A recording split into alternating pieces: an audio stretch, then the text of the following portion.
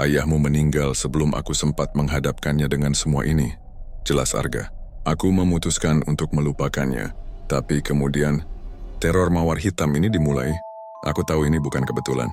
Seseorang dari masa lalu ayahmu telah kembali, dan mereka menargetkanmu.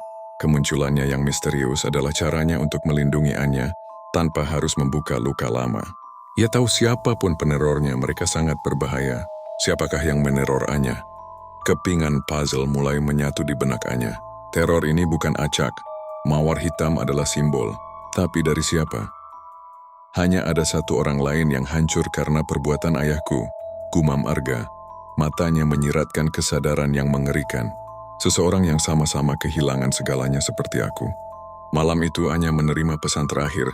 Sebuah alamat gudang tua di tepi kota dengan tulisan, "Datang sendiri, saatnya melihat kelopak terakhir dari mawarmu gugur." Anya menunjukkan pesan itu pada Arga.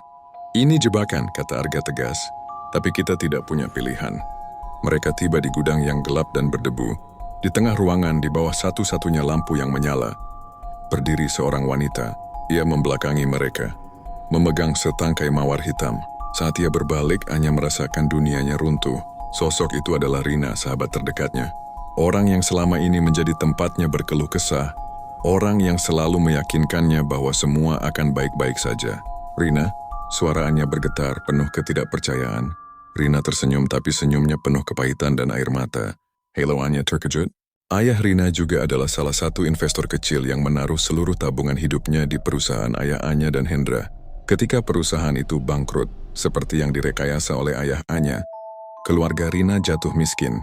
Ayahnya meninggal karena serangan jantung akibat stres, meninggalkan Rina dan ibunya dalam lilitan utang.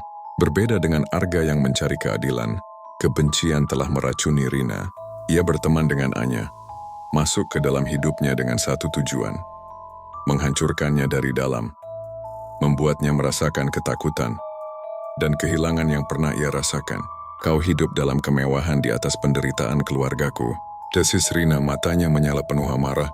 "Setiap tawa dan kebahagiaanmu adalah tamparan bagiku. Aku ingin kau tahu bagaimana rasanya hidup dalam bayang-bayang, bagaimana rasanya melihat sesuatu yang indah, seperti mawar berubah menjadi simbol mimpi buruk." Rina mengangkat sebuah pistol yang tersembunyi di balik punggungnya. Namun sebelum ia sempat mengarahkannya, Arga sudah bergerak melesat dari bayang-bayang untuk melumpuhkannya. Pertarungan singkat itu berakhir dengan Rina yang menangis terseduh di lantai. Pistolnya terlempar jauh. Di akhir kisah, kebenaran adalah pedang bermata dua. Anya selamat dari teror fisik, tetapi jiwanya terluka oleh pengkhianatan Rina dan kebenaran pahit tentang ayahnya. Bayangan di balik mawar itu ternyata adalah dosa masa lalu, sebuah warisan kelam yang harus ia pikul. Namun ia tidak lagi sendirian.